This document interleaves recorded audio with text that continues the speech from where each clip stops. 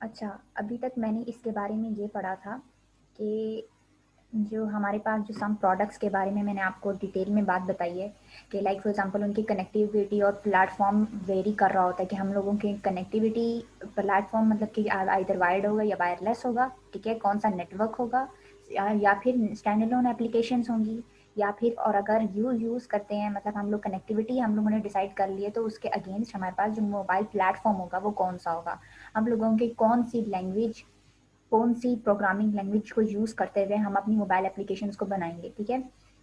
अब प्रॉब्लम ये होती है कि अगर हम लोगों ने मोबाइल एप्लीकेशंस बनानी है या मोबाइल एप्लीकेशंस डेवलप करनी है तो उसके साथ इम्पॉर्टेंट ये होता है कि जब भी हम इन टूल्स के थ्रू गुजरते हैं, सिम्बियन हो, ब्रियो हो, जावा डॉट नेट, ये सब जो हैं इनके थ्रू जब क्या कहते हैं, अगर हम लोगों को इन टूल्स को यूज़ करते हैं, इन प्रोग्रामिंग लैंग्वेजेस को, तो अब उनको इनको यूज़ करते हुए जो हम लोगों ने एप्लीकेशंस डेवलप करनी होती है मोबाइल डिवाइसेस के लिए, उनको ना एक इमूलेटर की ज़रूरत होती है, ठीक है। अब इमूलेटर क्या होता है, लाइक फॉर एग्जांपल हम लोग एंड्रॉयड एंड्रॉयड मोबाइल एप्लीकेशंस के लिए अगर आप लोगों की अगर आज की एग्जांपल देखें तो एंड्रॉयड एप्लीकेशंस या फिर एंड्रॉयड मोबाइल्स के लिए एंड्रॉयड स्टूडियो हमारे पास जो होता है वो टूल या क्या कहते हैं सॉफ्टवेयर यूज़ होता है, ठीक है, जिसमें एक इमूलेटर होता है जो कि हमारे पास वो प्लेटफॉर्म या वो क्या कहते हैं क्लाइंट साइड पे ही, ठीक है, हमें रन टाइम पे ही बता रहा होता है कि ये एप्लीकेशन जो हमने डेवलप की है ये मोबाइल पे कैसी दिखती है, ठीक है। अब आप लोग अगर क्या कहते हैं रन टाइम पे या फिर एक्चुअली में कोई प्रोजेक्ट करेंगे ना तो अब उसमें फिर आपको ज़्यादा अच्छी अंडरस्टैंडिंग होगी कि इमूलेटर क्या होता है। अगर आप लोगों ने एंड्रॉयड स्टूडियो पढ़ी हो तो उससे आप लोगों को ज़्यादा अच्छी अंडरस्टैंडिंग होगी कि एंड्रॉयड स्टूडियो से कि हमारे पास इमूलेटर्स क्या होते हैं। अब ये इन सारी टूल्स को यूज़ करने के लिए या फिर लैंग्वेजेस को यूज़ करने के लिए हम अगर हमने मोबाइल एप्लीकेशन मोबाइल डिवाइसेस के लिए डेवलप करनी है तो उसके लिए क्या होती हैं इमुलेटर्स होते हैं जो क्या करते हैं यूनिट टेस्टिंग करते हैं या फिर क्वालिटी कंट्रोल चेक करते हैं मोबाइल एप्लीकेशंस का, ठीक है, ताकि हम लोग कंट्रोल कर सकें या फिर मतलब कि देख सकें कि हमारी जो लुक है एप्लीकेशन की वो कैसी दिखती है, वो क्या फंक्शंस परफॉर्म कर रही है, ठीक है, क्लाइंट साइड पे जैसे हमारे पास सॉफ्टवेयर होते हैं ना, सॉफ्टवेयर में क्या होता है कि सॉफ्टवेयर डेवलप हो गया उसके बाद बीटा टेस्टिंग होती है कि अब एक्चुअली में हम लोग जो होते हैं वो जो क्लाइंट साइड होता है उसको ऊपर सिस्टम को इंस्टॉल करके उनको टेस्ट करवा रहे होते हैं। तो इंस्टेड ऑफ डेवलप करने के बाद हम लोग किसी क्लाइंट को वो टेस्ट करवाएं, उससे बेहतर है कि जब वो रन टाइम पे ही जब हम उसे डेवलप कर रहे हो तो हमें साथ साथ ही उसकी यूनिट टेस्टिंग जो होती है वो भी हो जाती है और उसकी क्वालिटी भी चेक हो जाती है, ठीक है। अब इसी वजह से ही ये स्टैंडर्ड एप्लीकेशन जो होती है ना स्टेशनरी एप्लीकेशन से डिफर करता है कि हम लोग उसकी रन टाइम पे ही यूनिट टेस्टिंग भी चेक कर सकते हैं, ठीक है। पहले उस वो क्या कहते हैं कि जब हर चीज़ कंप्लीट हो चुकी है, ठीक है, उसके बाद वो होता है वो पहले इमुलेटर पर टेस्ट किया जाएगा तब हमारे पास एक्चुअल डिवाइस के ऊपर टेस्ट किया जाता है, ठीक है। पहले इमुलेटर के ऊपर टेस्ट किया जाता है एंड देन एक्चुअल डिवाइस के ऊपर टेस्ट किया जाता है। अगर हम इसकी ब्रू की बात करें तो ब्रू क्या हमारे पास एक ऐसा फ्रेमवर्क है जो डिज़ाइन किया गया है या फिर जो अलाउ करता है एप्लीकेशन डेवलपर्स को कि वो अपनी एप्लीकेशंस को प्रोग्राम करें उन डिवाइसेस के लिए जो कॉलम्स CDMA टेक्नोलॉजी के लिए हैं। अब ये एक्चुअली में क्या चीज़ है, ये अब आप लोगों के कंसर्न के लिए नहीं है, आप लोगों को जस्ट थोड़ी बहुत अंडरस्टैंडिंग होनी चाहिए कि ये जो कॉलकॉम्स CDMA टेक्नोलॉजी है वो एक्चुअली में क्या है, कि वो एक्चुअली में एक कम्युनिकेशन फिजिकल लेयर पे ना कम्युनिकेशन प्रोटोकॉल कहते हैं उसे, ठीक है, जो कि हमारे पास जो बैंडविड्थ होती है ना उसको एफिशिएंटली यूटिलाइज करती है, ठीक है। ये अब आप लोगों की ज़्यादा अंडरस्टैंडिंग या कंसर्न में नहीं आएगा क्योंकि आप लोगों को इतनी कोई खास इसकी समझ नहीं आएगी, लेकिन ऑन द अदर हैंड मतलब अगर आपको जनरल अंडरस्टैंडिंग होनी चाहिए कि ब्रू क्या है, हमारे पास ऐसा फ्रेमवर्क है जिसमें क्या होती है एप्लीकेशन डेवलपर्स को जो अलाउ करता है वो कॉलकम्स CDMA टेक्नोलॉजी के लिए डेवलप कर सके एप्लीकेशंस, ठीक है। और ये क्या है एक्चुअली में चीज़ के ये एक्चुअली में वो है कि कम्युनिकेशन प्रोटोकॉल है फिजिकल लेयर पे जो एफिशिएंटली हमारे पास जो होते हैं ना जो स्पेक्ट्रम में सेगमेंट्स हो रहे होते हैं उनकी बैंडविड्थ जितनी अवेलेबल है उनका एफिशिएंटली यूज़ करता है, ठीक है।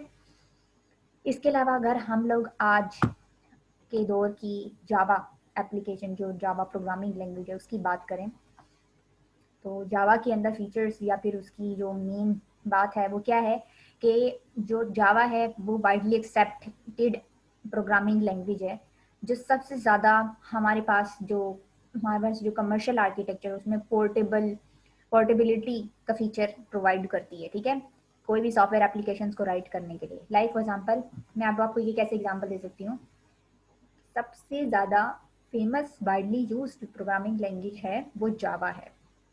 क्यों है? क्योंकि ये कि प्लेटफॉर्म इंडिपेंडेंट है, ठीक है, ये पोर्टेबल है। मैं किसी भी एप्लीकेशन या किसी भी डिवाइस के लिए, एंड्रॉयड के लिए है, एंड्रॉयड के लिए कोई भी एप्लीकेशन डेवलप कर रही हूँ मैं आराम से कर सकती हूँ। ये प्लेटफॉर्म इंडिपेंडेंट है। मैं एंड्रॉयड के लिए करती हूँ, मैं आईफोन के लिए करती हूँ या किसी और प्लेटफॉर्म के लिए करती हूँ, मैं यूज़ कर सकती हूँ जावा प्रोग्रामिंग लैंग्वेज, ठीक है।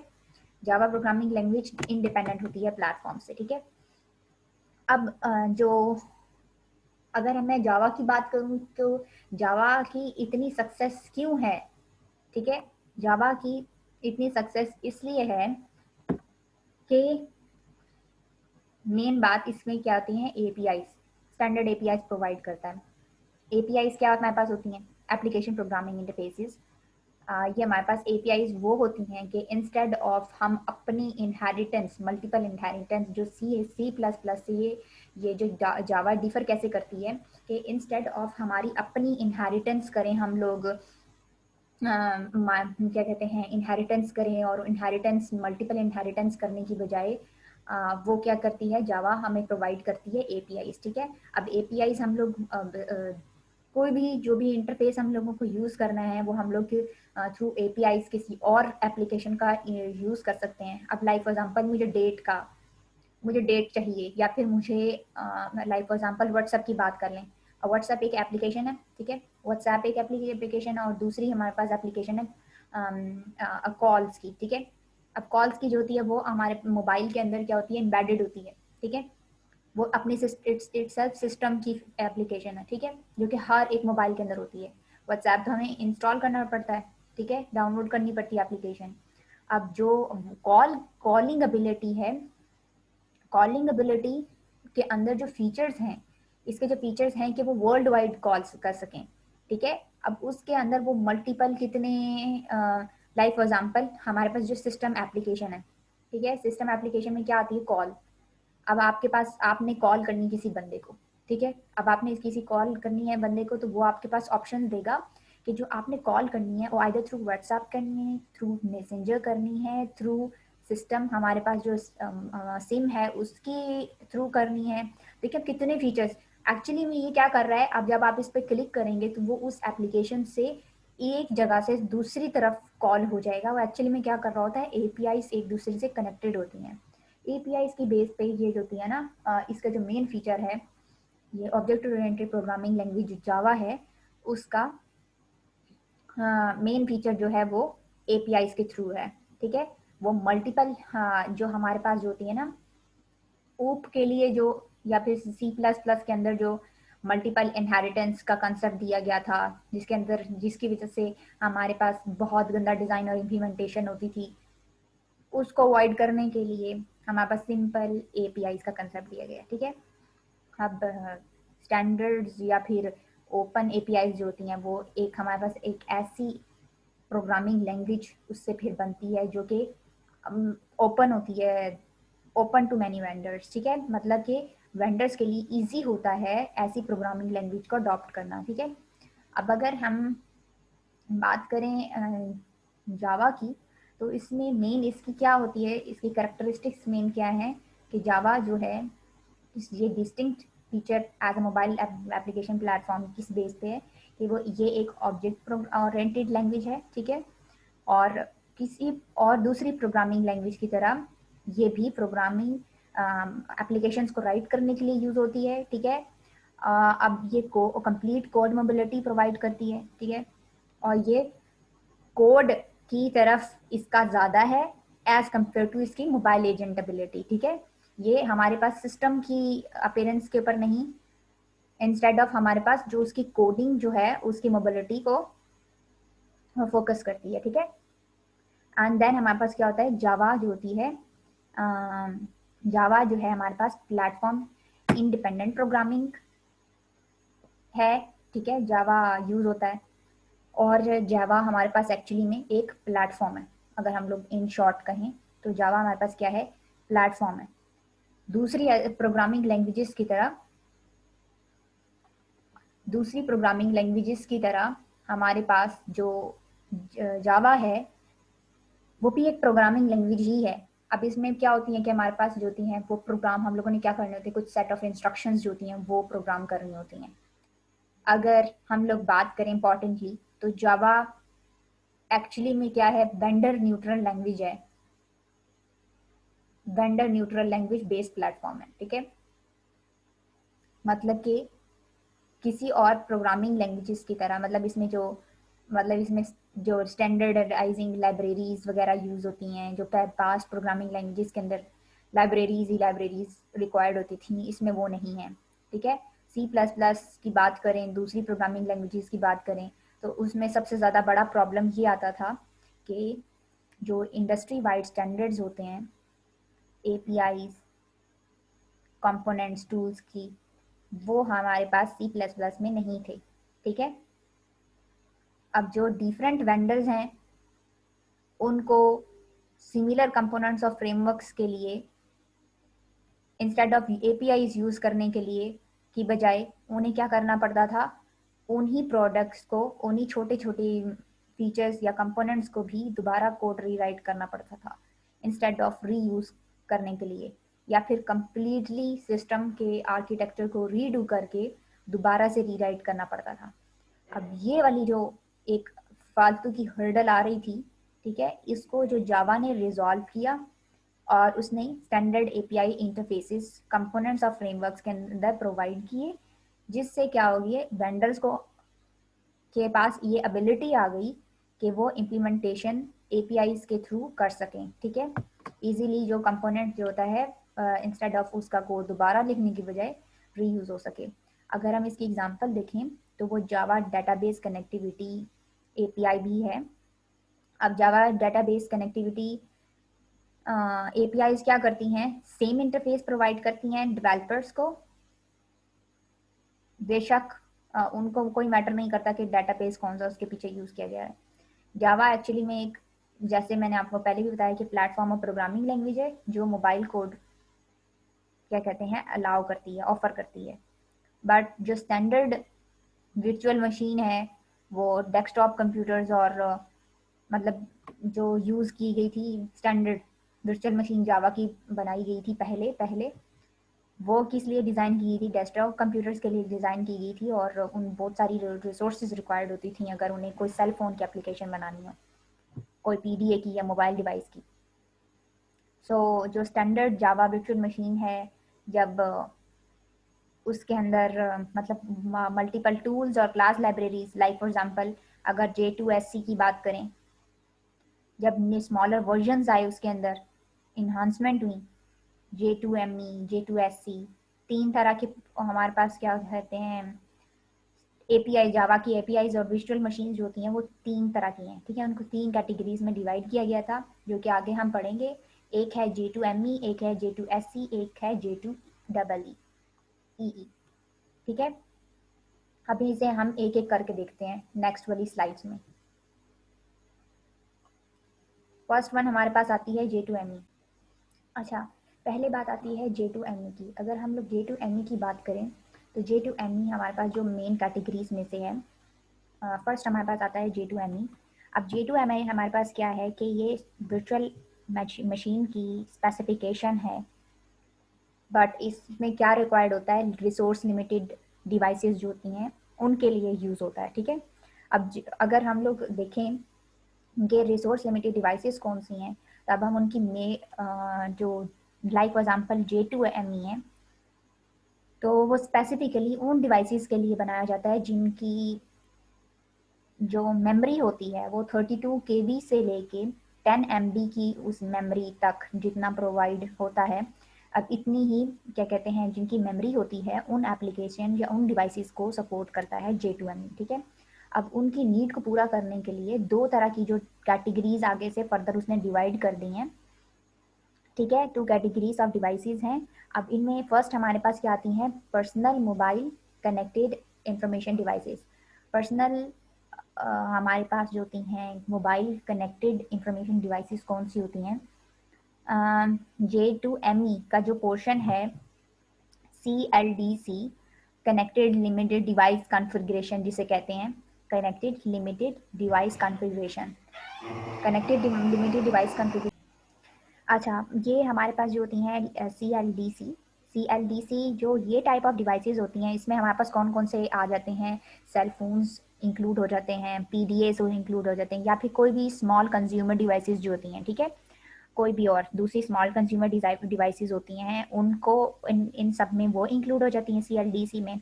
अब ये क्या करता है कि ये उन डिवाइसेस की नीड को फुलफिल करता है या एड्रेस करता है जिनकी मेमोरी 32 से लेके 512 KB की मेमोरी तक हो, ठीक है। वर्चुअल मशीन जो इस तरह की CLDC डिवाइसेस के लिए सपोर्टेबल होती है, उन कॉन्फ़िगरेशंस के लिए, उसको कहते हैं, उस वर्चुअल मशीन को कहते हैं K वर्चुअल मशीन, ठीक है, KVM जिसका नाम है, जिसकी शॉर्ट फॉर्म है K वर्चुअल मशीन, ठीक है। अब नेक्स्ट हमारे पास जो दूसरी डिवाइस आती है वो क्या होती है? Shared, second one, shared fixed connected information devices, CDC। अब CDC जो है वो एक सुपर सेट है CLDC का। सुपर सेट क्यों कह रहे हैं हम? क्योंकि इसमें ज़्यादा डिवाइसेस कवर कर रहा है एज़ कम्पेयर टू CLDC। अब ये जो इसमें जो डिवाइसेस की मेमोरी है, ये ज़्यादा मेमोरी वाली डिवाइसेस को सपोर्ट करता है। कैसे? उन डिवाइसेस को सपोर्ट करता है लाइक इंटरनेट एनेबल्ड एप्लीकेशन, कोई अप्लायंसेस हो गई, या फिर मोबाइल कंप्यूटर्स हो गए जो किसी कार में इंस्टॉल्ड हों, या फिर कोई भी सिमिलर सिस्टम जिसमें उसकी मेमोरी जो होती है 2 से लेके 16 की मेमोरी रिक्वायर्ड हो और उसकी हाई बैंडविड्थ हो, कंटिन्यूस कनेक्शन चाहिए हो नेटवर्क का। अब इस तरह की जो डिवाइसेस होती हैं ना, वो CDC के अंदर आती हैं, ठीक है। अब इन तरह की जिनकी 2 से 16 तक की मेमोरी रिक्वायर्ड होती है, ज़्यादा मेमोरी होती है एज़ कम्पेयर टू ऊपर से CLDC वाली की, इस वजह से CDC हमारे पास सुपर सेट है एज़ कम्पेयर टू उसका CLDC का, ठीक है। अब इसकी जो J2ME जो ओवरऑल मेमोरी को सपोर्ट करता है, वो मैंने आपको पहले बताई है, 32 KB से 10 MB तक को सपोर्ट करता है। अच्छा, नेक्स्ट हमारे पास अगर हम लोग बात करें CLDC और MIDP फीचर्स की, तो हमारे पास CLDC क्या है? हमारे पास J2ME कंपोनेंट्स के आगे जाके उसकी एक डायग्राम भी शो की हुई है कि जावा के दूसरे पार्ट्स एज अ प्लेटफॉर्म या स्टैकअप की अगर बात की जाए, तो उसमें जो CLDC है ये एक्चुअली उन डिवाइसेस के लिए डेवलप की गई है या बनाई गई थी जो रिसोर्स स्टार्व डिवाइसेस होती हैं, ठीक है, जिन्हें रिसोर्स चाहिए होती हैं, ज़्यादा रिसोर्सेज रिक्वायर्ड होती हैं, like for example mobile phones हो गए, PDAs हो गए, इन लोगों की इन चीज़ों के लिए, इन डिवाइसेस के लिए क्या होती हैं? रिसोर्सेज ज़्यादा रिक्वायर्ड होते हैं। अब उनके लिए CLDC जो होता है वो डेवलप उनके लिए डिज़ाइन किया गया था, ठीक है। अब इसके जो पर्टिकुलर फीचर्स ये प्रोवाइड करता है वो क्या प्रोवाइड करता है? फर्स्ट वन आता है हमारे पास virtual machine for providing language features. अब लैंग्वेज फीचर्स को प्रोवाइड करने के लिए वर्चुअल मशीन प्रोवाइड करता है, ठीक है। सबसे इम्पॉर्टेंट चीज़ जो है अगर हम लोगों को माइंड में जो रखनी चाहिए वो है कि किसने एप्लीकेशंस जो होती हैं वो लाइक हम लोग जो एप्लीकेशंस डेवलप कर रहे हैं जावा वर्चुअल मशीन के लिए, वो आइदर डेस्कटॉप के लिए हैं, सर्वर्स के लिए या फिर कुछ जो भी, ठीक है। तो इसमें ये देखनी चाहिए कि जो J2ME है वो वेरी करता है J2SE से, ठीक है। अब J2ME में बहुत सारे फीचर्स ऐसे हैं जो J2SE से बिलोंग नहीं भी करते। अगर हम लोग इसकी बात करें J2ME उसमें CLDC की बात करें तो इसमें लाइक फॉर एग्जांपल इसमें जो KVM इसकी जो K वर्चुअल मशीन है बहुत सारे एडवांस्ड फीचर्स प्रोवाइड नहीं करती, ठीक है, क्योंकि ये सन्स लैब एक स्पॉटलेस प्रोजेक्ट था। ये जो K वर्चुअल मशीन है, नहीं पता कहाँ से ओरिजिनेट हुई थी, सन्स लैब के एक स्पॉटलेस प्रोजेक्ट था, उस पर बेस करती थी, जिसमें मतलब उसमें इतनी मेमोरी रिक्वायर्ड थी कि 40 से लेके 80 KB की रिक्वायरमेंट होती थी मेमोरी की। अब उन डिवाइसेस के लिए उन्होंने K वर्चुअल मशीन जो होती है वो डेवलप की थी अपने प्रोजेक्ट के लिए, ठीक है। अब वो ये ओरिजिनली जो होती है वो C लैंग्वेज में लिखी गई थी और इसमें बहुत सारे फीचर्स ऐसे थे जो सपोर्ट नहीं हो रहे थे, ठीक है, जो सपोर्ट नहीं करता था। लाइक फॉर एग्जांपल अगर हम लोग मोबाइल डिवाइसेस के लिए इसे बनाने लगे तो वो बहुत सारे फीचर्स ऐसे सपोर्ट नहीं करता। Like for example floating point arithmetic को नहीं सपोर्ट करता। फ्लोटिंग पॉइंट ऑपरेशंस जो होते हैं वो एक्सपेंसिव होते हैं, क्योंकि उन्हें जो डिवाइस होती है, कोई भी मतलब कोई भी इम्प्लीमेंटेशन पर्टिकुलर करने के लिए चिपसेट रिक्वायर्ड होता है, ठीक है। सो इस वजह से क्या कहते हैं, फ्लोटिंग स्पेसिफिक फीचर्स को क्योंकि ये रिसोर्स स्टार्व्ड होती हैं तो वो क्या कहते हैं, सपोर्ट नहीं करता। दूसरी एक मेन चीज क्या सपोर्ट नहीं करता, थ्रेड ग्रुपिंग सपोर्ट नहीं करता। थ्रेड ग्रुपिंग जो होती है कि वर्चुअल मशीन में नहीं है। मल्टी थ्रेडिंग जो होती है वो एक्चुअली में क्या होती है कि उसमें मल्टी थ्रेडिंग के अंदर मल्टीपल रिसोर्सेज रिक्वायर्ड होते हैं। किसी भी एक पर्टिकुलर थ्रेड को भी रन करने के लिए उसको रिसोर्सेज रिक्वायर्ड होते हैं। अब जितने थ्रेड्स हैं, लाइक फॉर एग्जांपल 5 थ्रेड्स हैं। थ्रेड्स क्या होते हैं, थ्रेड्स वो क्या कहते हैं, वो पार्ट होता है जब वो हम लोग क्या लें आप लोगों ने ऑपरेटिंग सिस्टम में भी पढ़ा होगा थ्रेडिंग किसे कहते हैं, तो जिसमें हमारे पास जो होती हैं कोई भी सिस्टम के ऊपर जो एप्लीकेशंस या फिर टास्क रन हो रहे हैं उनको उनको रिसोर्सेज लेके देना, ठीक है। उन रिसोर्सेज लेके देने के लिए उनकी थ्रेड रिक्वायर्ड होते हैं जो मल्टी प्रोसेसर्स के अंदर होते हैं।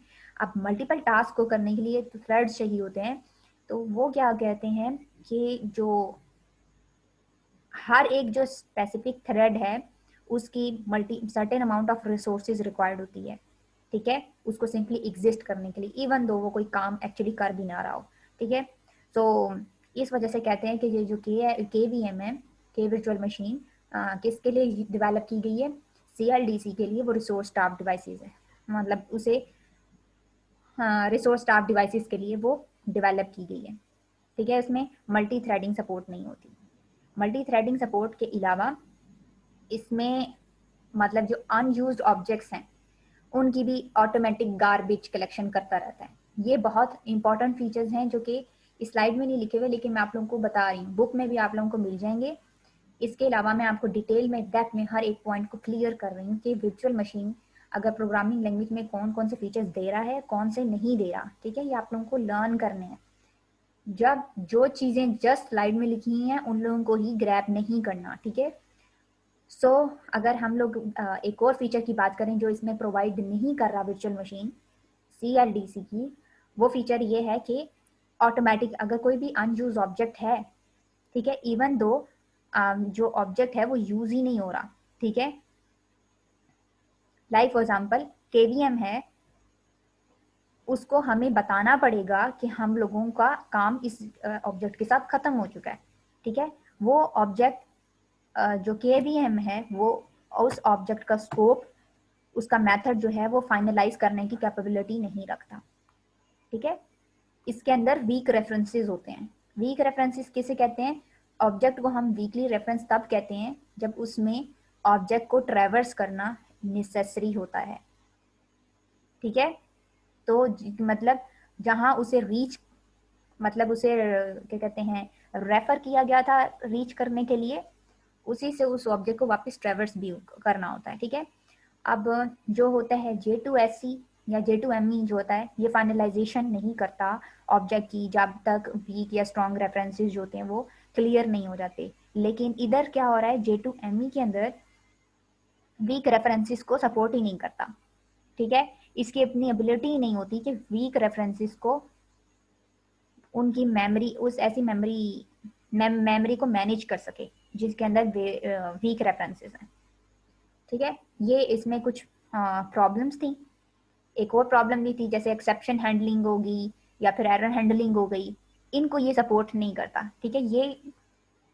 ये डेवलपर्स से एक्सपेक्ट करता है ये ऐसे के जो फ्रेमवर्क्स या एप्लीकेशंस होंगी वो लीनियर होंगी, ठीक है। हाँ, नेक्स्ट हमारे पास कौन सा आता है, security platform for task such as downloading midlets, J2ME, CLDC, MI, DP applications. Security framework provide करता है, ठीक है, कोई भी टास्क के लिए जिसमें हम लोगों को मिडलेट्स डाउनलोड करनी पड़े, ठीक है, मिडलेट्स को डाउनलोड करना पड़े। सिक्योरिटी हमारे पास एक बहुत बड़ा प्रॉब्लम है, ठीक है। कॉम्प्लिकेटेड फीचर है मोबाइल एप्लीकेशन फ्रेमवर्क्स और टूल्स के लिए, अगर प्रोवाइडर्स के लिए कि सिक्योर भी होना चाहिए। सो जावा एप्लेट्स J2ME जो होते हैं वो जावा एप्लेट्स के उससे मतलब इंस्पायर होके उससे रिक्वायर करता है कि सिक्योरिटी पैराडाइम कोई भी एप्लीकेशन मोबाइल एप्लीकेशन के लिए डेवलप किया जाए, ठीक है। अब ये जो CLDC है वो फुल सिक्योरिटी मॉडल प्रोवाइड नहीं करता, ठीक है, बट एक low level virtual machine security provide करता है, ये गारंटी करने के लिए एप्लीकेशन जो है वो किसी भी हाल में डिवाइस को हार्म नहीं करेगी, ठीक है। सिक्योरिटी हम लोग किस टर्म में बोल रहे हैं कि एप्लीकेशन में डेवलप कर रही हूँ तो वो एप्लीकेशन अगर हॉल्ट भी करती है तो वो सिस्टम तो ना, जिस सिस्टम में लाइक मेरे मोबाइल में कोई एप्लीकेशन की हुई है, लाइक फॉर एग्जांपल व्हाट्सएप किया हुआ है, अब व्हाट्सएप जो है वो मोबाइल को तो ना हार्म करे ना, मोबाइल को तो इसका नुकसान नहीं होना चाहिए। अच्छा, नेक्स्ट हमारे पास आती हैं जो सेकंड हमारे पास फीचर्स या उनको प्रोवाइड, मतलब जो थर्ड आ रहा है हमारे पास फीचर जो प्रोवाइड कर रहा है वो है हमारे पास कि ये एक ऐसी reasonable amount of functionality provide करती है इनपुट और आउटपुट के लिए। अब ज़्यादातर जो प्रोग्राम्स जो होते हैं उनमें एक परसिस्टेंस मैकेनिज्म रिक्वायर्ड होता है, ठीक है। लाइक फॉर एग्जांपल जो CLDC है वो लिमिटेड और सफिशेंट, मतलब फिर भी सफिशेंट जो होती हैं वो उन्हें सेट ऑफ APIs चाहिए होते हैं ताकि वो जो नॉन वोलेटाइल मेमोरी है उससे रीड और राइट कर सकें, ठीक है, डिवाइसेस के अंदर से।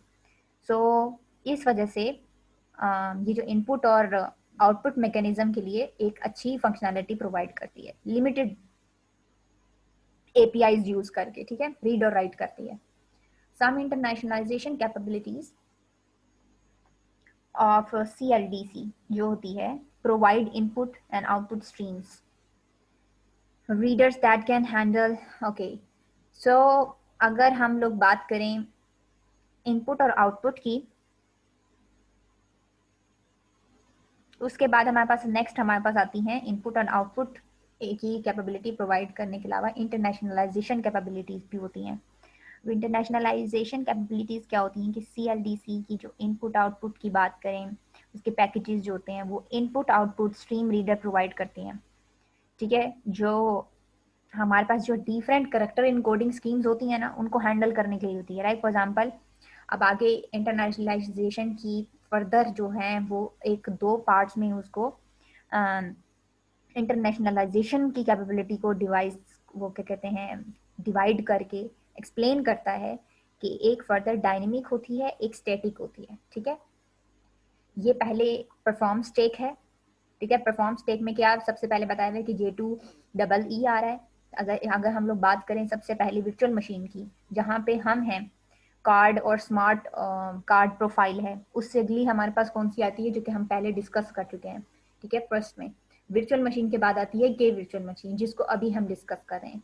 उस वो किसको प्रोवाइड करती है, कौन सी प्रोग्रामिंग लैंग्वेज को, J2ME CLDC उसको प्रोवाइड कर रही है, ठीक है। अब उससे हम ऊपर हमारे पास जो प्रोफाइल के देखें तो वो MIDP मिडलेट प्रोफाइल करती है, प्रोवाइड करती है एप्लीकेशंस को डेवलप करने के लिए।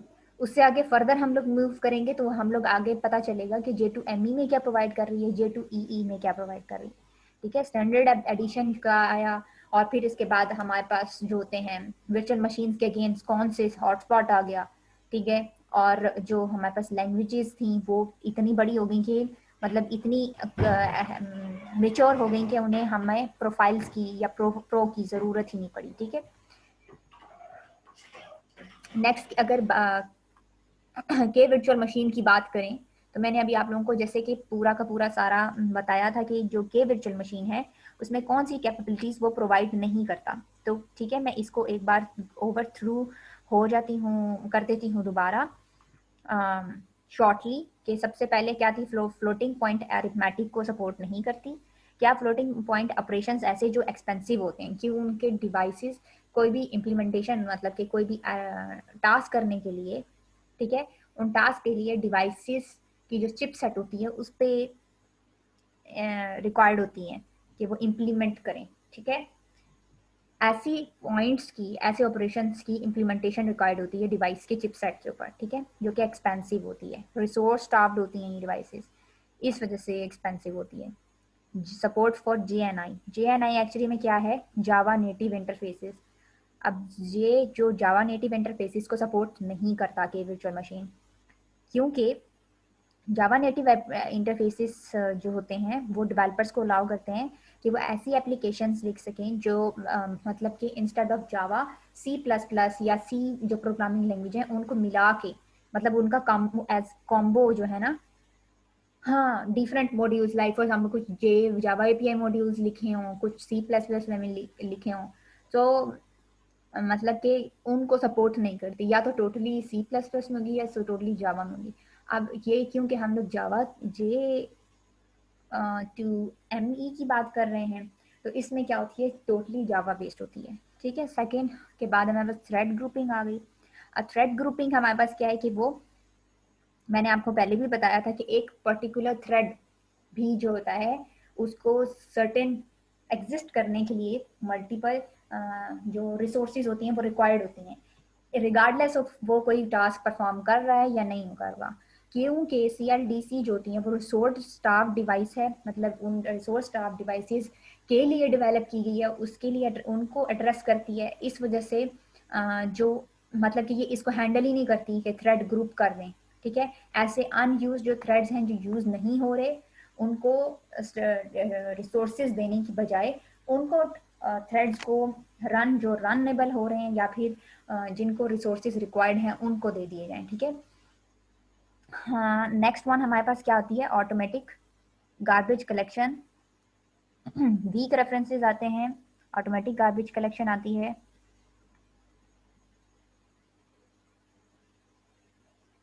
अच्छा, फुल ब्लोन एक्सेप्शन हैंडलिंग एक तो आती है। एक्सेप्शन हैंडलिंग की भी मैंने आपसे बात की है कि एक्सेप्शन हैंडलिंग या फिर एरर हैंडलिंग जो होती है इनको सपोर्ट नहीं करता।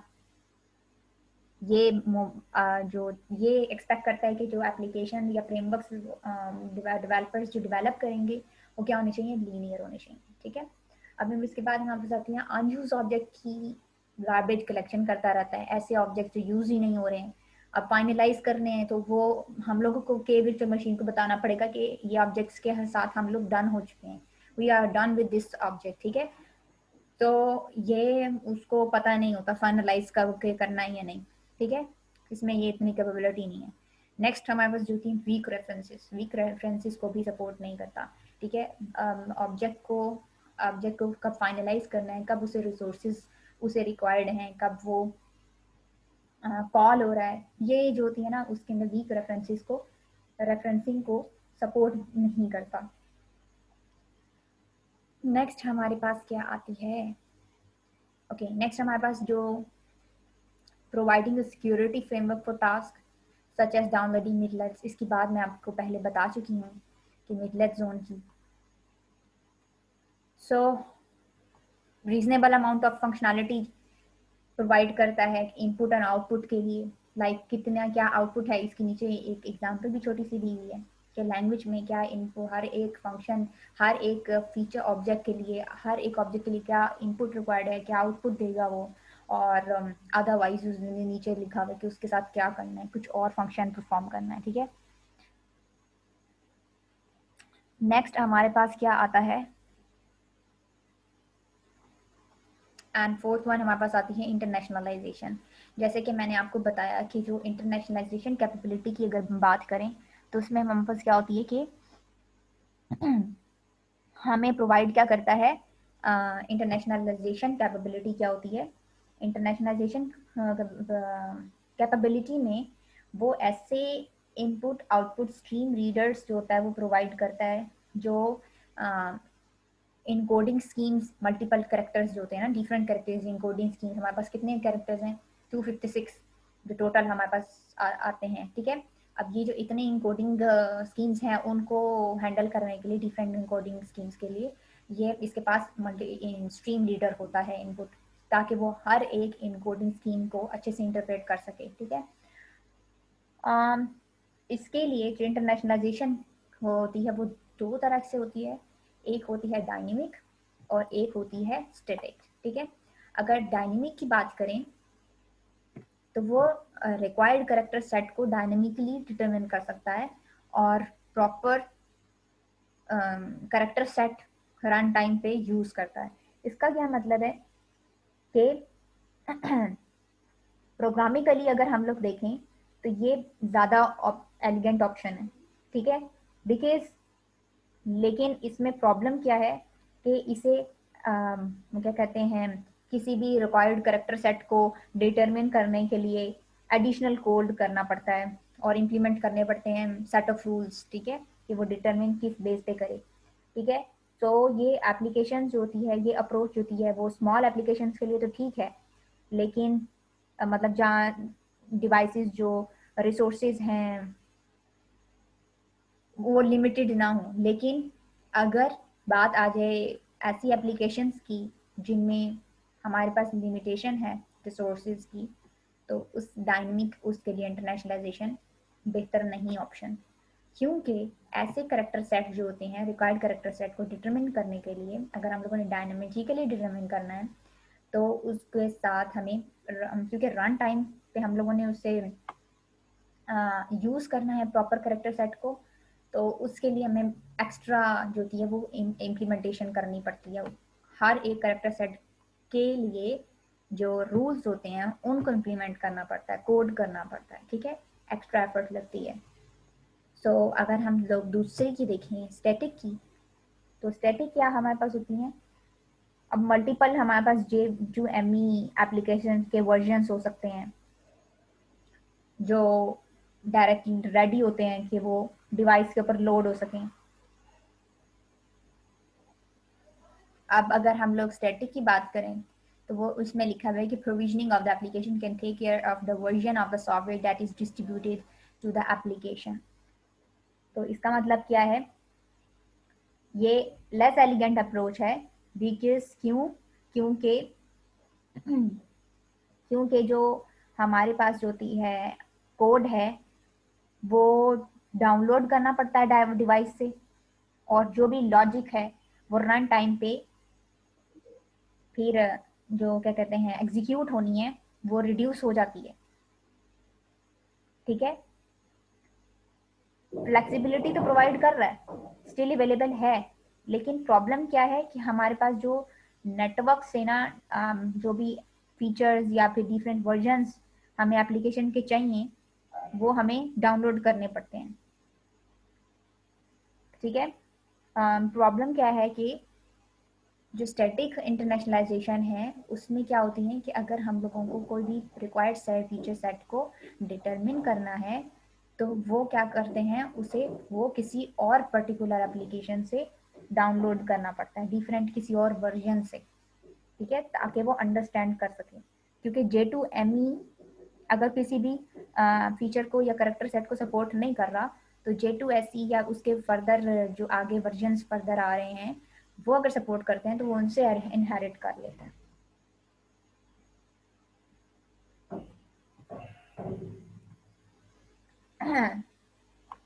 अगर हम लोग बात करें प्रोफाइल्स की, तो प्रोफाइल्स जो एरिया को एड्रेस कर रही हैं वो क्या करती हैं कि हमारे पास अलाउ करती हैं कि हम लोग एप्लीकेशंस को डाउनलोड और इंस्टॉल कर सकते हैं, हम पूरा लाइफ साइकिल मैनेजमेंट करते हैं एप्लीकेशन की कि वो कितना अरसा चलेगा, उसकी स्केलेबिलिटी कितनी रखेंगे।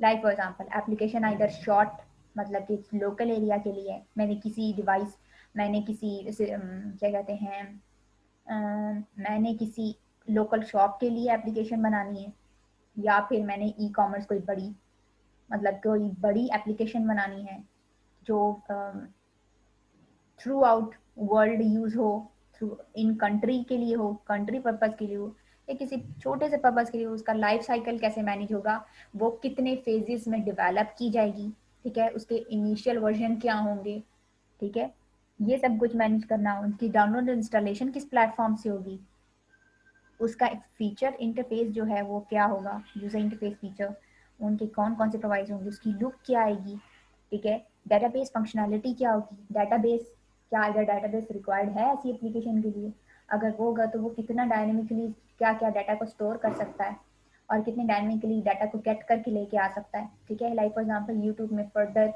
क्या अच्छा फीचर होता है कि अगर हमारे पास जो डेटाबेस में स्टोर्ड है कि हमने क्या सर्च हिस्ट्री थी हमारी, क्या वॉच हिस्ट्री थी, उसके बेस पे वो जो कीवर्ड्स हम लोगों ने लिखे होते हैं उसी की बेस पे हमारा इंटरेस्ट हमें बार बार दिखा रहा होता है, ठीक है। ये एक डेटाबेस की मतलब कि कहते हैं एक लॉजिक रिलेटेड टू डेटाबेस लगी हुई है, ठीक है। इवेंट हैंडलिंग कौन से फंक्शंस या कौन से लाइक इवेंट्स को हैंडल करेगा, उस एप्लीकेशन में क्या क्या फंक्शनैलिटी प्रोवाइड की जाएगी, इवेंट हैंडलिंग उसको कहते हैं। लाइक फॉर एग्जांपल मैं एक बटन दबाती हूँ, ऑन क्लिक वो किधर मूव कर जाएगा, किधर नेक्स्ट विंडो खुल जाएगी, कोई और नेक्स्ट विंडो खुल जाएगी तो उसमें क्या होगा, वो क्या फंक्शनैलिटी प्रोवाइड करेगा। इधर वो कोई बटन जो ओपन होता है वो उसी पे ही क्या कहते हैं मूव करेगा, और या फिर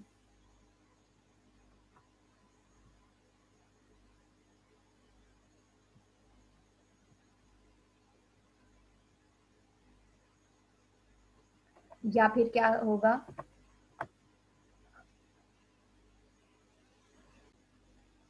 या फिर जो होता है वो कोई न्यू ऐप में चला जाएगा, या वो बटन क्लिक करने से कुछ भी नहीं होगा, या फिर वो बटन करने से किसी और इंटरफेस में खुल जाएगा, क्या होगा फर्दर वो डेट डिपेंड्स, ठीक है। कि हम लोग की क्या इवेंट हैंडलिंग के लिए क्या क्या फीचर्स प्रोवाइड किए हैं, ठीक है।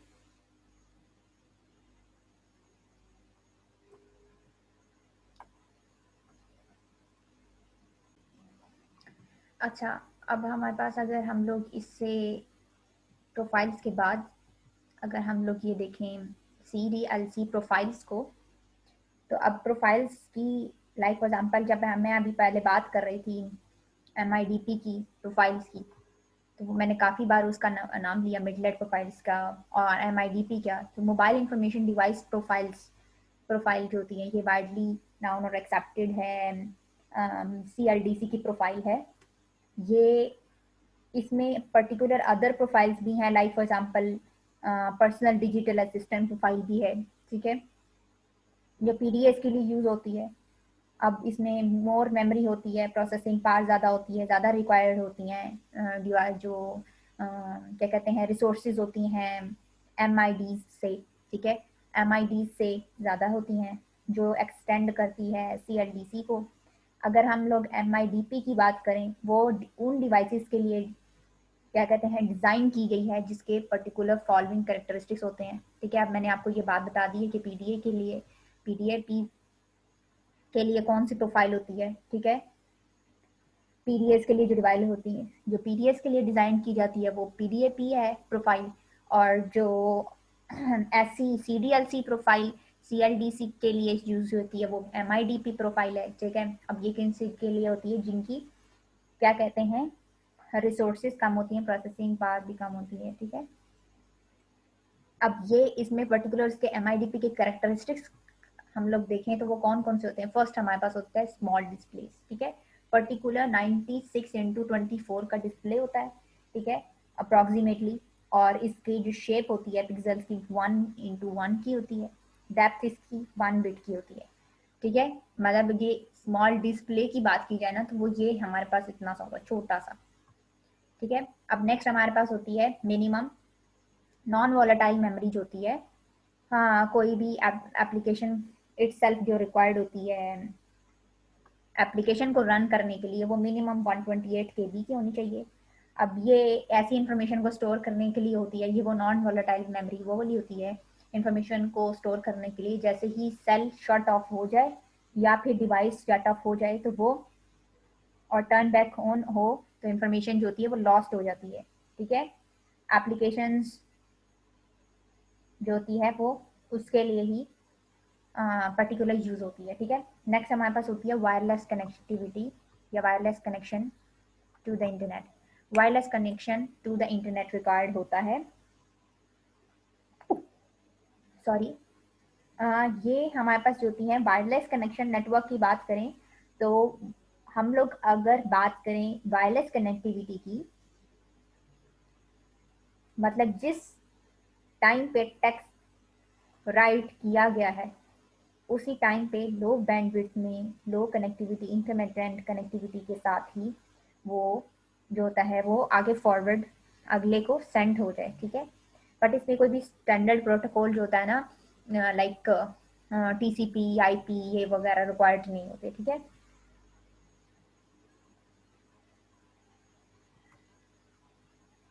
नेक्स्ट हमारे पास होती है minimum 8 KB non volatile memory required होती है, जो एप्लीकेशन यूज करती है किसके लिए, स्टोर करने के लिए एप्लीकेशन को डिवाइस के ऊपर, ठीक है। डिवाइस के ऊपर जो इन्फॉर्मेशन एप्लीकेशन से स्टोर होनी है उसके लिए मिनिमम 8 KB रिक्वायर्ड होती है। और इसके बाद जो नोट कीपैड रिक्वायर्ड होता है, फ़ोन कीपैड, वो हमारे पास ITU का, इंटरनेशनल टेलीकम्युनिकेशन यूनियन का फ़ोन कीपैड रिक्वायर्ड होता है, जो कि एक स्टैंडर्ड अल्फ़ाबेटिक मैपिंग के लिए होता है और विद 10 डिजिट्स, ठीक है, फ़ोन कीपैड के ऊपर। और दूसरा जो होता है वो QWERTY कीपैड होता है, ठीक है, जो पाम मतलब उसके लिए यूज़ होता है, या फिर कोई हैंड स्प्रिंग डिवाइसेस के लिए यूज़ होता है, ठीक है। अगर हम लोग CLDC और MIDP की जावा APIs जो यूज़ होती हैं उनकी देखें ओवरव्यू, ठीक है। अगर हम लोग इनकी जावा APIs के ओवरव्यू देखें तो सबसे पहले हमारे पास क्या कौन सी आती है, J2SE लाइक APIs, जो कि J2SE इन्वायरमेंट से इनहेरिटेड होती हैं। अब इन अगर APIs को बात करें तो वो कौन सी ज़्यादातर जो सपोर्ट कर रही होती हैं, वो इनमें से कौन सी है, J2SE की लाइक APIs जो होती हैं वो जावा लैंग है, Java dot lang, Java dot input output, Java dot util, जो J2 ऐसी इन्वायरमेंट से इनहेरिटेड होती हैं, ठीक है। मतलब कि जो अगर हम लोग इसमें ये नोट करें तो वो ये है कि J2SE के साथ जो होती हैं सिर्फ small number of subset of classes जो होती हैं वो अवेलेबल होती हैं, ठीक है, हर एक पैकेज के अंदर जो CLDC के लिए अवेलेबल होता है, ठीक है। J2SE के अंदर जो CLDC है उसके लिए small set of classes available होती हैं, ठीक है। अब ये क्लासेस होती हैं इन पैकेजेस के अंदर, वो J2SE के इंटरफेस या इम्प्लीमेंटेशन की आइडेंटिकल नहीं होती, ठीक है, सो डिफरेंट होती हैं। नेक्स्ट हमारे पास कौन सी आती है, CLDC specific APIs, like for example micro edition dot input output connector class होती है। अब ये क्या होती है, नेटवर्किंग कैपेबिलिटीज इसमें रिक्वायर्ड होती हैं, ठीक है, क्योंकि कनेक्टर क्लास है, नेटवर्किंग कैपेबिलिटीज रिक्वायर्ड होती हैं, सिर्फ स्मॉल या मोबाइल डिवाइसेस के लिए ज़रूरत होती है ना, उसके लिए ये APIs यूज होती हैं। इस क्लास के अंदर जो भी कनेक्टर क्लास जो होती है ना, जो भी एप्लीकेशन डेवलपर्स होते हैं उनको नॉलेज होना चाहिए किसका, कनेक्टर क्लास का, लाइक TCP IP जो प्रोटोकॉल्स होते हैं उनकी कनेक्शन कैपेबिलिटी अवेलेबल होनी चाहिए, ठीक है। हाँ, लेकिन एक्चुअली में ये जो अजम्पशन है मोबाइल एप्लीकेशंस के लिए वैलिड क्यों नहीं है, क्योंकि जो कम्युनिकेशन प्रोटोकॉल्स या क्या कहते हैं स्कीम्स होती हैं उनको यूज़ किया जा सकता है कि नेटवर्क के साथ जो होती हैं वो डिवाइसेस जो होती हैं वो कम्युनिकेट कर सकें। नेटवर्क के साथ कम्युनिकेट करने के लिए डिवाइसेस को उन प्रोटोकॉल्स या स्कीम्स की ज़रूरत होती है। सो एक ऐसा कनेक्शन फ्रेमवर्क CLDC डिफाइन करता है अपने जावा API में, जो कि एक ऐसा मेथड प्रोवाइड करता है नेटवर्क प्रोवाइडर्स को, या फिर कह सकते हैं कि डिवाइस मैन्युफैक्चरर्स को, कि वो एप्लीकेशन डेवलपर्स को TCP IP कनेक्शन मतलब कनेक्टिंग कम्युनिकेटिंग नेटवर्क के अलावा मतलब इसी API को यूज़ करते हुए वो कनेक्शन डेवलप कर सकें इंटरनेट का, ठीक है। लाइक अब कनेक्शन क्या है, कनेक्टर, अगर हम जो जावा की बात करें तो ये इसमें यूजली यूज़ होता है, वो बुक में भी लिखा होगा कनेक्टर डॉट ओपन, और उसकी वेबसाइट जिधर से वो कनेक्ट हो रहा होगा उसकी वेबसाइट का नाम बीच में देना होता है, ठीक है, जिधर भी पर्टिकुलर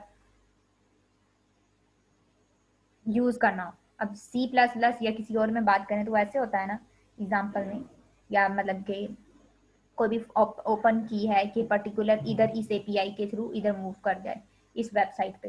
तो ये भी कनेक्टर क्लास के लिए ये वही क्या कहते हैं एपीआई सपोर्ट कर रहा है। नेक्स्ट हमारे पास आती है नेटवर्किंग कैपेबिलिटी। अब नेटवर्किंग कैपेबिलिटी की बात करें तो J2SE हमारे पास TCP/IP कनेक्शन अवेलेबिलिटी को ज्यूम करता है, ये मैं आपको पहले बता चुकी हूँ। ये एक ऐसा कनेक्शन फ्रेमवर्क प्रोवाइड करता है, ये डिफाइन करता है अपनी जावा एपीआई में, like for example web style connection जो होते हैं WDP UDP, ये वाले कनेक्शन कैपेबिलिटी को प्रोवाइड करता है, रिक्वायर होते हैं इसमें इट्सएल्फ इट्स इंस्टेड ऑफ जो फिजिकल लेयर पे TCP/IP जो प्रोटोकॉल्स होते हैं, ठीक है, जो कि नेटवर्क के साथ हमें डिवाइस को कम्युनिकेट करवाना पड़ता है थ्रू प्रोटोकॉल्स, मतलब प्रोटोकॉल्स के थ्रू नेटवर्क को, बट उनमें जो होती है वो एक्स्ट्रा मतलब वो इसके कंपैटिबल नहीं है जावा एपीआईज के, सो दैट्स व्हाई WDP और UDP ज़्यादा कंपैटिबल है। अगर हम लोग टाइमर्स की बात करें तो दो क्लासेस हैं, java.util.timer और java.util.timer task।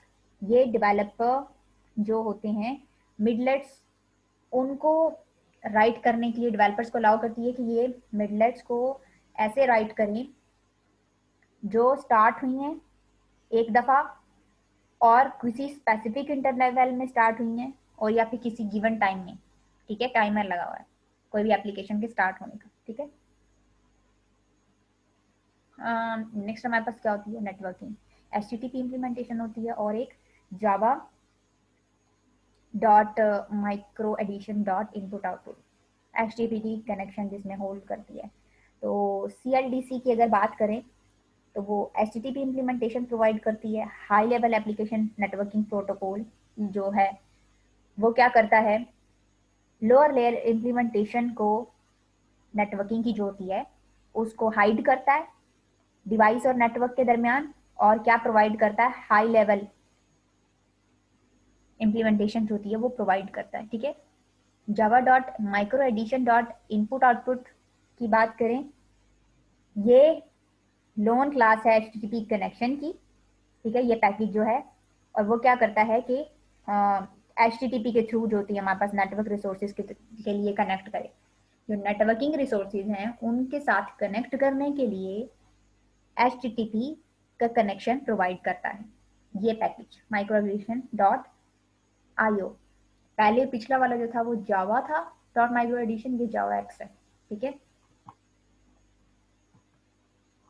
नेक्स्ट आती है स्टोरेज। स्टोरेज के लिए माइक्रो एडिशन डॉट RMS, ये क्या RMS रिकॉर्ड मैनेजमेंट सिस्टम के लिए होती है, कोई भी डाटा को स्टोर करना है, रिट्रीव करना है, कॉल करना है, उन सब की क्यूरीज की कैपेबिलिटी, क्यूरी को करने के लिए ना, क्यूरी करने के लिए हमारे पास जो स्टोरेज के थ्रू मतलब एप्लीकेशन और स्टोरेज के दरमियान कोई कनेक्शन बनाने के लिए हमारे पास ये वाला पैकेज यूज होता है, ठीक है। नेक्स्ट हमारे पास क्या आता है यूजर इंटरफेस के लिए। यूजर इंटरफेस के लिए हमारे पास आता है micro Java X dot micro edition dot ICDUI, ठीक है। ये किसी भी यूजर को मतलब क्या कहते हैं एक ऐसे interface user interfaces APIs provide करता है ताकि मतलब वो मिडलेट एप्लीकेशंस के लिए जो होती हैं वो इंटरफेसेस बिल्ड कर किए जा सके। स्टोरेज पैकेज की तरह यूजर इंटरफेस पैकेज भी बहुत सिंपल होता है, ठीक है।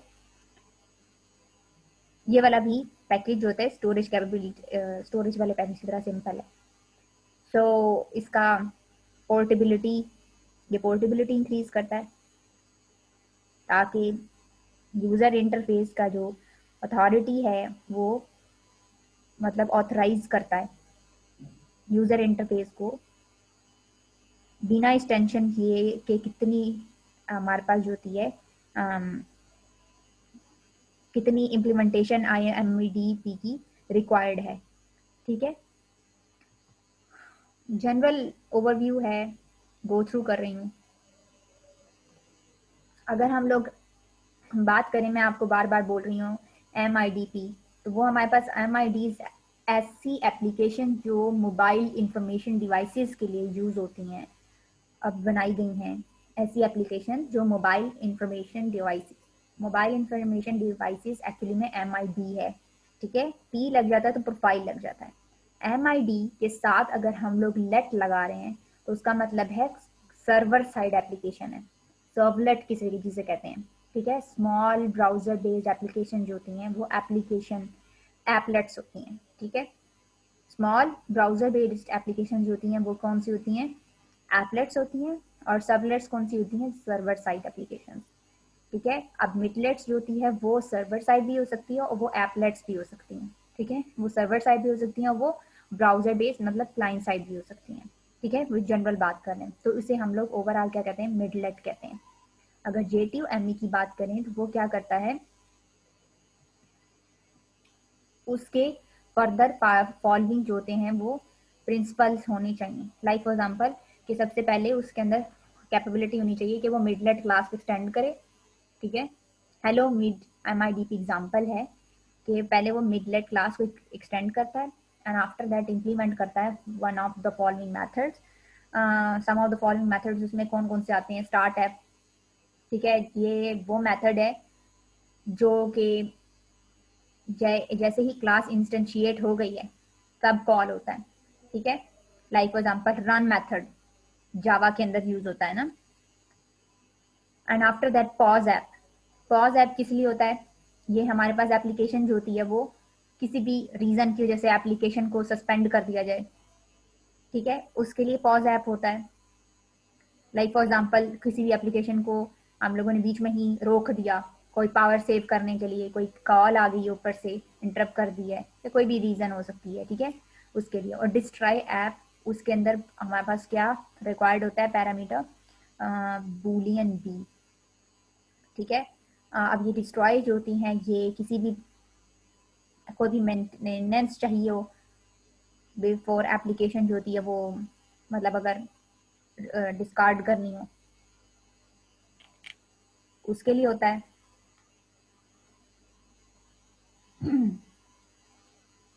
अब ये जो हमारे पास जो होती है ये मेथड नेसेसरी क्यों है, क्योंकि हमारे पास जो फाइनलाइजेशन या फिर वीक रेफरेंसेस जो होते हैं वो हमारे पास JTUME में तो अवेलेबल ही नहीं है। इस वजह से J2 मतलब के अंदर डिस्ट्रॉय ऐप का ये जो फंक्शन जो होता है ये वाला होना बहुत ज़रूरी है, ठीक है। नेक्स्ट अगर हम लोग जावा की एग्जांपल देखें तो वही मिडलेट के सबसे पहले वो पैकेज इंपोर्ट किया है, फिर इसके बाद यूज़र इंटरफेस का किया है। अब यूज़र इंटरफेस के अंदर पब्लिक की क्लास एक एक्सटेंड करवाई है, कौन सी, मिडलेट को। सबसे पहले क्या बात की थी हम लोगों ने फर्स्ट पे कि मिडलेट की क्लास को एक्सटेंड करना है। अब वो आगे से फर्दर किसे इम्प्लीमेंट कर रही है, कमांड लिसनर को। ये आपने अपनी उसमें किया होगा आप लोगों ने परफॉर्म। अब उसमें क्या नेक्स्ट हमारे पास क्या आता है कि public static final string hello, एक क्या कहते हैं स्ट्रिंग क्रिएट हुई है हेलो MIDP के नाम से, ठीक है। अब इसके बाद हमारे पास क्या आती है, दो प्राइवेट हैं, एक पब्लिक है और दो प्राइवेट हम लोगों ने वेरिएबल्स या ऑब्जेक्ट्स कह रहे हैं इंस्टेंशिएट किए हैं, ठीक है। अब डिस्प्ले के नाम से है M डिस्प्ले और एक है M एग्जिट, ठीक है। कमांड दी हुई है, डिस्प्ले और कमांड है एग्जिट करने की और एक डिस्प्ले कोई भी डिस्प्ले करने के लिए, ठीक है। अब ये क्रिएट करवा दिए और एक हमारे पास स्ट्रिंग आ गई हेलो MIDP की। अब फंक्शन कॉल हुआ है हेलो MIDP का, ठीक है। अब ये जो फंक्शन कॉल हुआ है उसमें हमारे पास क्या होती है, एक वेरिएबल क्रिएट करवाया है M डिस्प्ले का जो कि डिस्प्ले डॉट गेट डिस्प्ले। अब गेट डिस्प्ले एक्चुअली में फंक्शन क्या है, दिस का क्या मतलब है कि इसी ही क्लास में क्या गेट डिस्प्ले का मेथड कॉल हो रहा है। अब नेक्स्ट हमारे पास कौन सा आ रहा है, एम एग्जिट। ये मैं आपको कोड समझाने लगेंगे तो आप लोगों को जनरल अंडरस्टैंडिंग होगी कि ये जावा के मतलब कोड कैसे लिखा होता है। नेक्स्ट हमारे पास वेरिएबल एम एग्जिट का आ गया, इसमें न्यू कमांड दी है। ये दोनों प्राइवेट हैं, का मतलब क्या होता है कि वो फर्दर वो उसी पर्टिकुलर क्लास जिसमें हैं उसके लिए ही होंगे, ठीक है, उसी क्लास के लिए ही, उसके बाहर नहीं यूज हो सकते, ठीक है। अब नेक्स्ट हमारे पास क्या आता है, न्यू कमांड एग्जिट की आ गई है। अब कमांड डॉट स्क्रीन जो होती है वो 1 का मतलब है कि वो एग्जिट कर जाए, ठीक है। वो जो भी पर्टिकुलर स्क्रीन खुली हुई होगी वैल्यू दी है ना। अब दूसरा जो है फंक्शन पहला हमारे पास क्या था, वो वाला फंक्शन हेलो, वो कौन सी थी, हेलो MIDP की, ठीक है, पब्लिक। अब तो नेक्स्ट हमारे पास क्या थी, पब्लिक वॉइड स्टार्ट ऐप। अब स्टार्ट ऐप, अब वॉइड का क्या मतलब होता है कि वो कुछ भी रिटर्न नहीं करेगा, ठीक है। लेकिन इसमें क्या होता है कि माई मैसेज एक टेक्स्ट बॉक्स हुआ है हेलो का, ठीक है। नेक्स्ट हमारे पास क्या होती है, ऐड कमांड, कोई भी एग्जिट करना है, कोई कमांड लिसनर, कोई चीज क्या कहते हैं कॉल हो रही है, और सेट करंट MI डिस्प्ले, जो भी पर्टिकुलर स्क्रीन है वो आ जाएगी। कमांड लिसनर क्या होता है कि ये एक ऐसा फंक्शन है, मतलब कि यूज होता है इसके अंदर, API एज API यूज होता है एंड्रॉयड के अंदर, जिसमें वो पर्टिकुलर जो भी कमांड हम लोगों ने दी होती है उसे लिसन करने के लिए यूज होता है, कोई भी इनपुट को, ठीक है।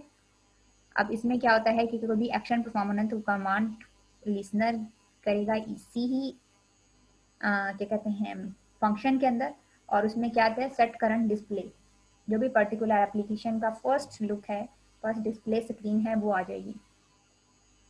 नेक्स्ट हमारे पास क्या होता है, command action.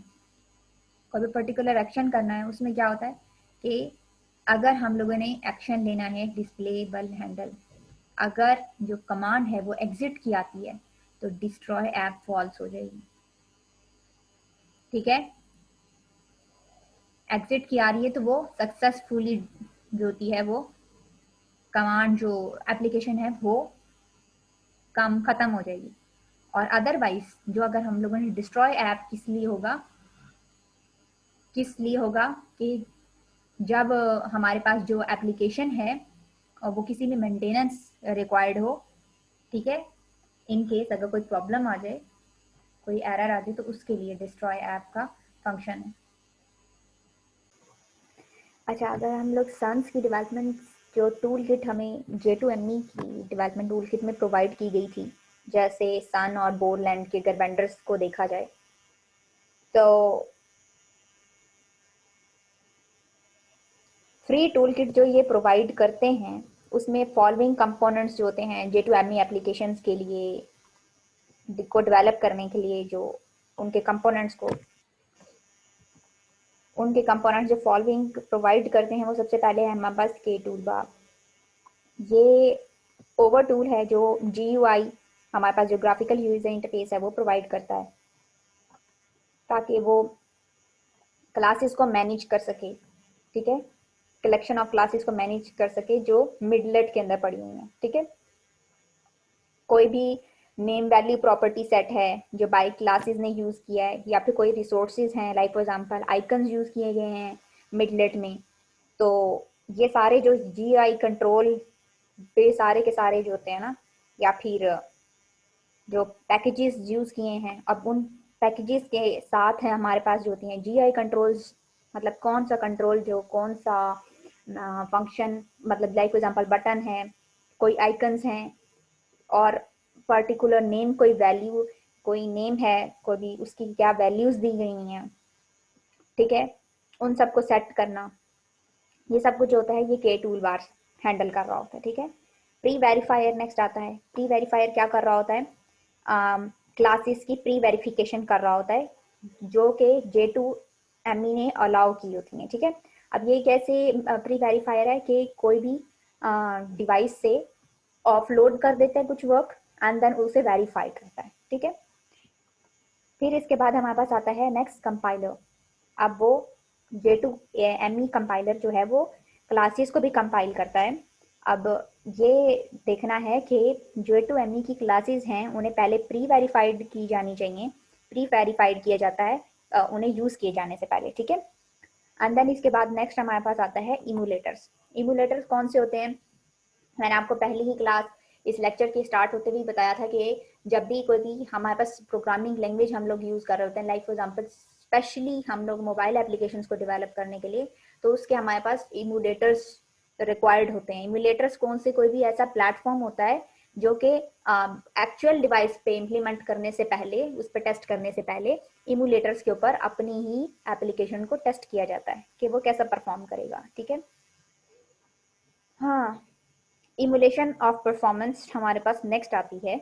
Emulation of performance क्या होती है कि ये जो प्रेफरेंसेस टूल होते हैं ये अलाउ करते हैं डेवलपर को कि वो वर्चुअल मशीन की प्रोफिशिएंसी को एडजस्ट कर सकें कि वर्चुअल मशीन की क्या पर्टिकुलर कैरेक्टरिस्टिक्स होंगे। इसके अलावा नेटवर्क, हमारे पास कनेक्टिविटी क्या होगी, नेटवर्क की परफॉर्मेंस कैसी होगी, स्टोरेज को मॉनिटर करते हैं, ठीक है। इसके अलावा नेटवर्क ट्रैफिक मॉनिटरिंग करते हैं, नेटवर्क में कि मतलब कितनी स्केलेबिलिटी कितनी है रखी गई है, उसके अलावा इसके हिसाब से यूजर्स कितने हमारे पास आ रहे हैं, कितने नंबर ऑफ रिसोर्सेज रिक्वायर्ड हैं, मतलब कितनी ट्रैफिक है, ये सब कुछ होती है। ये भी जो हमारे पास होती है परफॉर्मेंस चेक करने के लिए ये जो टूल्स हैं वो डेवलपर्स को अलाउ करते हैं।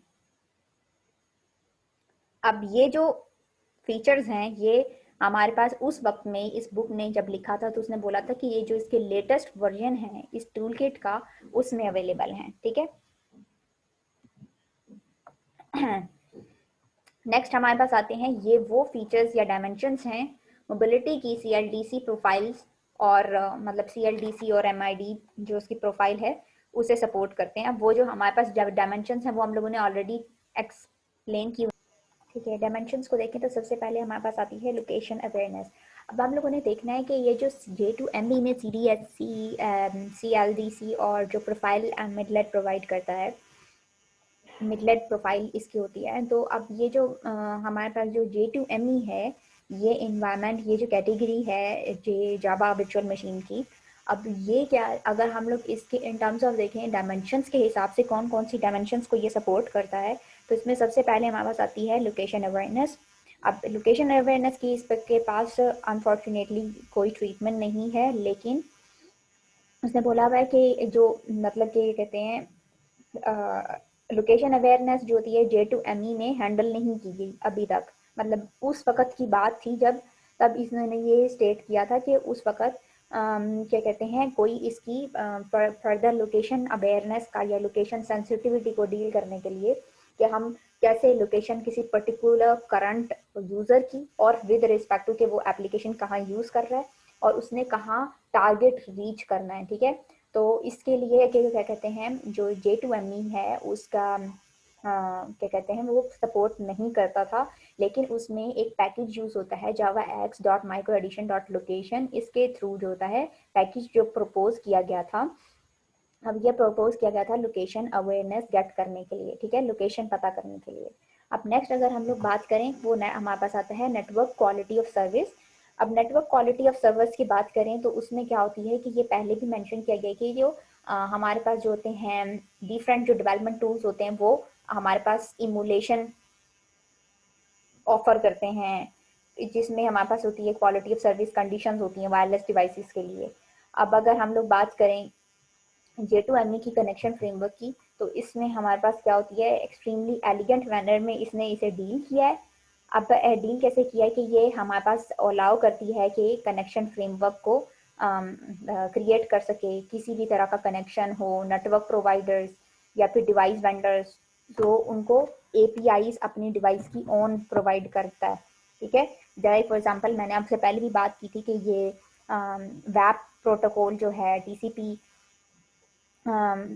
मतलब TCP/IP और HTTP प्रोटोकॉल्स हैं, ये सब प्रोटोकॉल्स भी हमारे पास इसमें अवेलेबल हैं। अब नेक्स्ट हमारे पास बात आए तो लिमिटेड डिवाइस कैपेबिलिटी की, तो KVM जो है हमारे पास जो होती है एज बिकॉज ज़्यादा फंक्शनैलिटी इसमें रिक्वायर्ड होती है, ठीक है। मतलब जो डिवाइस कैपेबिलिटी है, लिमिटेड डिवाइस कैपेबिलिटी को ये ऐसे डील करता है कि इसमें मतलब कि जो एप्लीकेशंस की मतलब जो डिवाइस की हमारे पास जो कैपेबिलिटी है परफॉर्म करने की उसी को देखते हुए ही जो होती हैं एप्लीकेशंस जो होती हैं वो इस पे डेवलप की जा सकती हैं, ठीक है। हाँ, इनको भी कंसीडर करता है, ठीक है, कि आइदर उसमें हमारे पास जो होती है सेल बेस्ड ट्राइंगुलेशन वाला या GPS वाला कोई पोजीशनिंग मेथोडोलॉजी पर्टिकुलर डिवाइस पे इम्प्लीमेंट हो सकती है, नहीं अवेलेबल है नहीं पोजीशनिंग सिस्टम के लिए। इसी तरह ही अगर हम लोग बात करें J2ME टूल है वो हमें क्या प्रोवाइड टूल किट प्रोवाइड करता है, सेटिंग प्रोवाइड करता है कि वो लिमिटेड डिवाइस का, अगर कोई लिमिटेड डिवाइस है उसका बिहेवियर को एमुलेट कर सके, ठीक है। नेक्स्ट हमारे पास आती है limited sparse supply management. Unfortunately इन्होंने J2ME में जो है इसको भी डील नहीं किया, क्योंकि जो हमारे पास, बट इन्होंने ये कहा हुआ है कि नेक्स्ट जनरेशन जो मोबाइल प्लेटफॉर्म्स या टूल्स आएंगे उनमें ये इंट्यूटिव या फिर ये जैसे जो फीचर डायमेंशन है इसको कंसीडर किया जाएगा, ठीक है, कि रन टाइम पे जो पावर सप्लाई है उसके लेवल को कंसीडर किया जाए और एप्लीकेशन की परफॉर्मेंस को भी इन्हांस किया जाए, ठीक है। क्योंकि आपको जब CLDC और CDC की बात की जाए तो इसकी जो मेमोरी है वो कम है, ठीक है, मेमोरी कम रिक्वायर्ड है, लेकिन आल्दो के इसमें features large number of chunks of functionalities क्या कहते हैं मोबाइल एप्लीकेशन में जो ये अलाउ करता है, तो ये मतलब कि कहते हैं इसने इसका कंसर्न इसमें ये पे नहीं किया गया कि आइदर उन फंक्शनैलिटीज को रन करने के लिए जो हमारे पास मेमोरी है क्या वो उतनी अवेलेबल है उस डिवाइस के अंदर, तो इसने इसको हैंडल नहीं किया, ठीक है। नेक्स्ट आता है support a large variety of user interfaces. Yes, user interfaces को भी सपोर्ट किया है, ग्राफिकल यूजर इंटरफेसेस जो हैं MLDP में, बट क्या कहते हैं मल्टी चैनल यूजर इंटरफेसेस को, like for example multi mixture हो किसी ऑडियो का, वीडियो का, टेक्स्ट का, उनको डील नहीं करता, ठीक है। ये वॉइस या फिर नॉन टेक्सुअल चैनल्स जो होते हैं उनके साथ भी डील नहीं करता, ठीक है। जो हमारे पास स्टैटिक या डायनेमिक लेकिन सिंपल इंटरफेसेस होते हैं उनके लिए बनाया गया है, मतलब उनको सपोर्ट करता है। आगे नेक्स्ट हमारे पास आती है प्लेटफॉर्म प्रोलिफरेशन। अब इसकी बात करें तो ये अलाउ करता है कि डिफरेंट सिमुलेशंस या सिमुलेटर्स हम लोग यूज़ कर सकें, कोई भी सिलेक्ट कर सकें। इसके अलावा फिर सपोर्ट प्रोवाइड करता है कोई भी एप्लीकेशन या जैसे कहते हैं डिफरेंट डिवाइसेस पे डिफरेंट तरह की एप्लीकेशंस को डेवलप करने के लिए। इसके अलावा क्या बात थी इसमें कि एक्टिव ट्रांजैक्शंस को सपोर्ट करता है। अगर एक्टिव ट्रांजैक्शंस की बात करें तो एक्टिव ट्रांजैक्शंस जो हैं इसमें एज बिकॉज जो CLDC और MIDP एप्लीकेशंस होती हैं ये वो कंपोनेंट्स हैं जो वर्चुअल मशीन और में रन होते हैं, वर्चुअल मशीन से रन होते हैं, ठीक है। तो इसमें एक्टिव ट्रांजैक्शन एक डिफिकल्ट टास्क है, सो एक्टिव ट्रांजैक्शंस को भी इन्होंने इसमें डील नहीं किया गया, ठीक है। नेक्स्ट हम लोग देखेंगे XML and J2ME next lecture में, ठीक है।